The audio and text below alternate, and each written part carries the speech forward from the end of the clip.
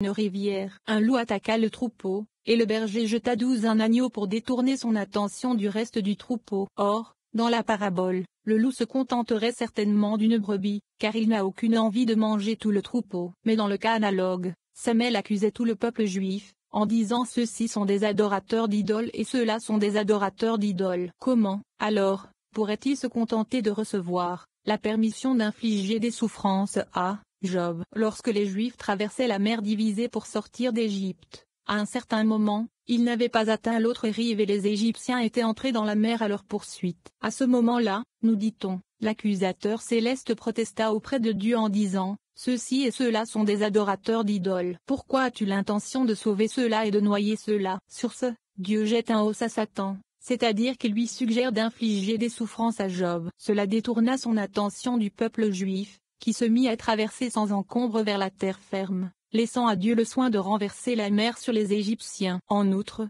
pourquoi Dieu a-t-il utilisé Job pour racheter Israël? Cela semble biaisé. Pour dire 13 le moins, si tu viens à pécher, Zigu doit-il être puni? Pour comprendre cela, nous devons d'abord explorer une autre question. Nous avons vu qu'au moment de l'alliance entre les parties, Dieu a dit à Abraham, ta descendance sera un séjour dans un pays qui n'est pas le leur. Ils les serviront, et ils les opprimeront pendant 400 ans. Mais je jugerai aussi la nation qu'ils serviront, et à la fin ils partiront avec de grandes richesses. Vous, par contre, vous rejoindrez vos ancêtres en paix. Vous serez enterrés dans une bonne vieillesse. La 4e génération reviendra ici, car l'iniquité des Amorites ne sera pas complète avant ce moment-là. Dans cette alliance, Dieu promet à Abraham la terre d'Israël en échange du départ en exil de ses enfants. Elle est appelée l'alliance entre les parties car elle a été avalisée par Abraham et Dieu, représentée par une colonne de feu, passant entre les moitiés coupées de plusieurs animaux. L'idée exprimée était la suivante, de même que ces moitiés ne sont pas complètes l'une sans l'autre,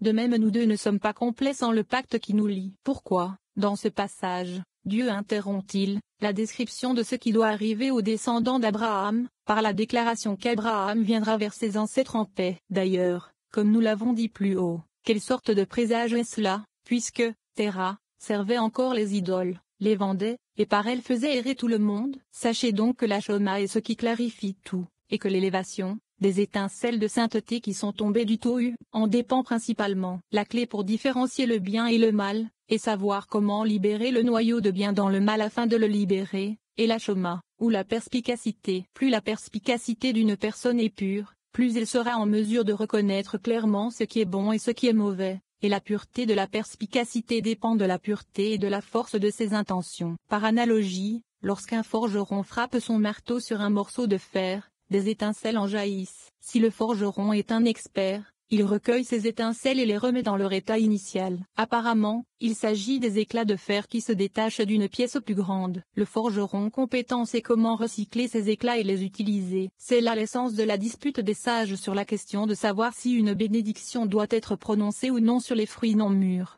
Celui qui soutient que nous ne devons pas réciter de bénédiction sur ces fruits estime qu'une fois qu'ils sont tombés de l'arbre et que les forces du mal se les sont appropriées, ils ne se prêtent pas à une bénédiction. Tant que le fruit non mûr reste sur l'arbre, il peut mûrir et devenir comestible. Ainsi, il peut potentiellement être mangé et ainsi être élevé au service de Dieu, en supposant que la personne qui mange le fruit utilise l'énergie et l'élévation qu'il obtient en le mangeant à des fins sacrées. Cependant, une fois que le fruit non mûr tombe, ou est cueilli, il a perdu toute chance de devenir comestible. Il est donc tombé dans le domaine du mal, et ne peut redevenir utile que par la voie détournée de la décomposition et de la transformation en engrais pour la prochaine génération de culture. Celui qui soutient que nous récitons une bénédiction lorsque nous les mangeons estime que puisqu'ils sont issus du domaine de la sainteté, ils possèdent encore une certaine sainteté et peuvent donc être renvoyés à leur source. Comme il est écrit, il élabore des plans, afin que personne ne soit banni de lui. Ils sont donc aptes à recevoir une bénédiction. Ainsi, vous comprendrez que lorsque Dieu dit à Abraham que ta descendance sera un séjour, et qu'à la fin elle partira avec des grandes richesses, Abraham demanda comment cela pouvait être possible, dans la mesure où Terah, le géniteur du clan, était si dépravé. Comment pourrait-il être rectifié et rectifier les autres? Dieu lui dit alors que tu viendras vers tes ancêtres en paix, lui affirmant que Terah se repentira. C'est aussi pourquoi Dieu lui a dit, la 4e génération reviendra ici, car l'iniquité de l'Amorite ne sera pas complète jusqu'à ce moment-là. C'est-à-dire que Job était parmi eux, mais n'était pas encore rectifié. Par la suite, lorsqu'il a passé son épreuve et a été rectifié, il est appelé un homme fini, Ishtam. Bien que cette phrase se réfère à Job avant qu'il ne soit mis à l'épreuve, il nous est dit qu'après sa souffrance, Dieu lui a rendu toute sa richesse et son bonheur antérieur. On peut supposer que cela signifie qu'il n'a pas non plus souffert spirituellement et qu'il est resté aussi fini qu'il l'était au départ, si ce n'est plus. Ou peut-être qu'en naissant, Job signifiait l'achèvement de la rectification de Téra, qui, comme nous l'avons déjà dit, s'était réincarné en mère de Job. Néanmoins, Job était un non-juif, et les coquilles l'ont revendiqué comme le leur et son mérite les a protégés. Malgré toute sa perfection, Job ne faisait pas partie de la lignée d'Abraham, il descendait de son frère Nahor, comme nous l'avons dit plus haut, et n'était donc pas un maillon de la chaîne de la primogénèse du peuple juif. On raconte que lorsque les espions entrèrent en terre d'Israël, ils trouvèrent les habitants pleurant la disparition de Job, puisque son mérite les protégeait. 17 Le Harizal conclut en disant que c'est pour cette raison que Satan considérait Job comme un échange équitable pour le peuple juif, et qu'il n'était pas injuste que Dieu l'offre comme rançon pour Israël. Avant son procès, il était le terrain non encore rectifié, la source du mal de l'idolâtrie que le peuple juif était en train de déraciner. Mais alors que la lignée d'Abraham était en voie de recevoir la Torah, c'est-à-dire de remplacer l'idolâtrie par son contraire, la vraie voie spirituelle, la tâche et l'épreuve de Job consistaient simplement à renoncer à l'idolâtrie et à rester fidèle à Dieu tout au long de son épreuve. Comme il représentait ainsi l'espoir et la perfection du reste de l'humanité, Satan s'est contenté de le vexer à la place du peuple juif. Sans le savoir, il a ainsi permis à Job, et par extension à toute l'humanité, d'atteindre la perfection. Paracha Vayera, deuxième partie. Et Dieu apparut à Abraham, dans les plaines de Mamre.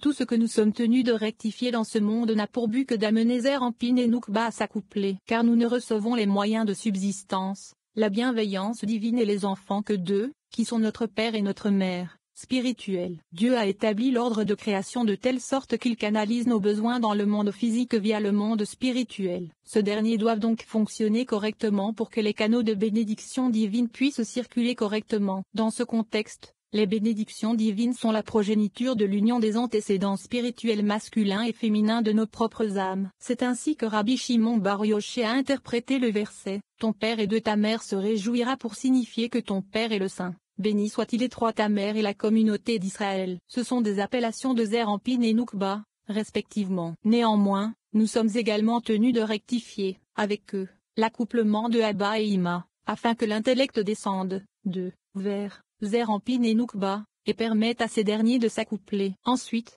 comme nous l'avons dit, la bienfaisance divine, la nourriture, les enfants et tous les autres besoins descendront, dans le monde matériel, à partir d'eux. Pour que Zerampin et Noukba, les attributs émotionnels divins et leurs moyens d'expression, s'accouplent de manière fructueuse, ils doivent posséder un intellect mature, adulte. Sinon, leur union sera soumise à ce que nous pourrions appeler les aléas de l'immaturité, c'est-à-dire des émotions non développées dont l'orientation vers soi les empêchera d'interagir harmonieusement l'un avec l'autre. Cette maturité, ils la reçoivent de leurs parents, Abba et Ima, c'est-à-dire de l'intellect divin proprement dit. Mais pour qu'Abba et Ima puissent transférer la conscience et la perspective intellectuelle à Zerampin et Noukba, ils doivent eux-mêmes se coupler correctement. Nous devons donc remettre en question ce que nos sages, de mémoire bénis, ont dit, à savoir que le saint, béni soit-il, n'entrera pas dans la Jérusalem supérieure avant d'entrer dans la Jérusalem inférieure. Dieu entrant dans Jérusalem est une appellation pour l'accouplement des principes masculins et féminins, auxquels font allusion le Saint et Jérusalem, respectivement. Plus précisément, Jérusalem est la maison dans laquelle le principe masculin entre afin de s'accoupler avec le principe féminin qui l'attend. Dans son sens ordinaire, cette déclaration fait référence à l'antécédent spirituel de Jérusalem et à la Jérusalem physique. Mais dans son sens mystique, elle implique que Abba et Ima ne s'accouplent pas sans que Zerampin et Noukba ne le fassent d'abord. Cela ne peut être le cas, car ceux d'en haut, Abba et Ima, sont appelés les compagnons qui ne se séparent jamais, par opposition à ceux d'en bas, Zerampin et Noukba, qui sont appelés les amoureux, qui ne s'accouplent pas constamment mais seulement à des occasions connues. Pourquoi, en effet, Abba et Ima sont-ils appelés des compagnons qui ne se séparent jamais? C'est ce que dit le Zohar. En se référant au verset, vous enverrez la mère, que cela implique deux divorces, celui de la Shechina supérieure et celui de la Shechina inférieure. La Shechina supérieure, présence divine, et Ima et la Shechina inférieure et Noukba. Il y est fait allusion, plus explicitement, dans les mots la mère, et Am, la particule directe, et fait allusion à la mère inférieure, qui englobe toutes les lettres de l'alphabet, du alef au tav. En hébreu, l'objet direct, ici, la mère, est généralement précédé d'une particule non traduite, et, orthographiée à l'étav. Dans la mesure où le malchou, nukba, est le moyen d'expression, c'est-à-dire la pensée, la parole et l'action, il englobe l'ensemble du langage d'expression. Ce sont les lettres de la pensée, les lettres de la parole et les lettres de l'action. Nukba est la mère inférieure, la source du monde qui lui est inférieure. Le mot mère, lui-même, fait référence à la mère surnaturelle, Ima. Il semble donc qu'il existe une situation dans laquelle Ima est divorcée d'Abba. Comment alors le Zohar peut-il insister sur le fait que leur union est continue? La réponse est qu'il existe deux types d'accouplement, l'un externe et l'autre interne. L'externe ne fait jamais défaut et ne nécessite aucune excitation de la part du bas, et existe afin de soutenir tous les mondes. Comme le disent nos sages,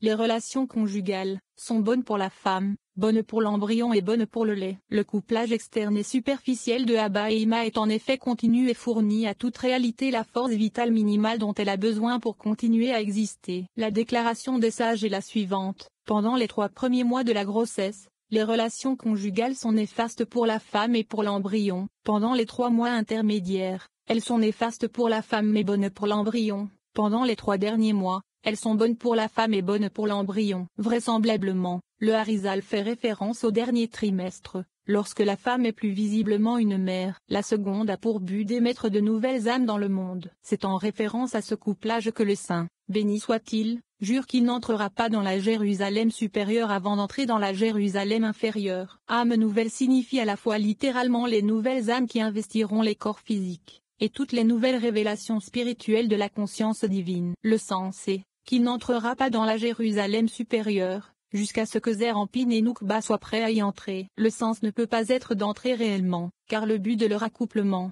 c'est-à-dire celui de Zerampin et Nukba, est d'obtenir des âmes nouvelles, de Abba et Ima. Et si Abba et Ima n'obtiennent pas une mentalité mature pour eux-mêmes, comment peuvent-ils descendre de à Zerampin et Nukba? L'ordre suivi dans la transmission des nouvelles âmes est le suivant: Zerampin et Nukba les obtiennent d'Abba et Ima. Abba et Ima les obtiennent d'Arikampin, et Arikampin les obtient d'Atikiomin, et ainsi de suite, jusqu'à la fin de tous les niveaux, car le plus élevé est présidé par un plus élevé encore, et il y a encore des plus élevés au-dessus d'eux. Par conséquent, les mots jusqu'à ce qu'il entre signifient jusqu'à ce qu'il soit prêt à entrer. De tout cela, il ressort que notre tâche principale est de rectifier le Zerampin et la Nukba et de les coupler, et que le principe du couplage consiste à adoucir les états de Jevura, de la Nukba, en les couplant avec les états de Z, c'est-à-dire le couplage de la Jevura avec les états de Z. Comme nous l'avons vu précédemment, Jevura, jugement, est prédominant dans l'archétype féminin, tandis que Z, inclusion, prédomine dans l'archétype masculin. Sachez que les états de Jevura au sein de l'archétype féminin sont incarnés par les lettres finales, même Tzadik Peshaf, dont la valeur numérique combinée est 280. Ces 5 lettres possèdent des formes finales, qui indiquent l'arrêt du flux de sens dans le mot. Même un Tzadik Peshaf égale 40 plus 50 plus 90 plus 80 plus 20 égale 280. Grâce à cela, vous serez en mesure de comprendre un profond secret, à savoir que celui qui a donné à Abraham le conseil de se circoncire était Mamre, qui personnifiait les états de Jevura, car la valeur numérique de son nom est de 280 plus le Kollel. Lorsque Dieu ordonna à Abraham de se circoncire, il consulta Nar, Eshkol et Mamre. Nar dit: tu vas te rendre infirme. Les parents des rois que tu as tués viendront te tuer. Autre opinion. Nar lui a dit: tu as déjà 99 ans. Pourquoi te soumettre à cette douleur? Eshkol répondit: tu es vieux, si tu te coupes, tu vas te vider de ton sang. Autre opinion. Eshkol a dit: pourquoi susciter la colère de vos ennemis, qui s'opposent à tout ce qui favorise la conscience divine? Mamre a dit: ton Dieu s'est tenu à tes côtés dans la fournaise ardente, dans la famine, dans ta guerre contre les rois, et s'il te demande de te circoncire, tu n'écouteras pas? Mamre, même Reichalé égale 40 plus 200 plus 1 égale 281. 280 signifie, comme nous l'avons vu, les états de Jevura, qui cherchent à s'accoupler et à être ainsi adoucis.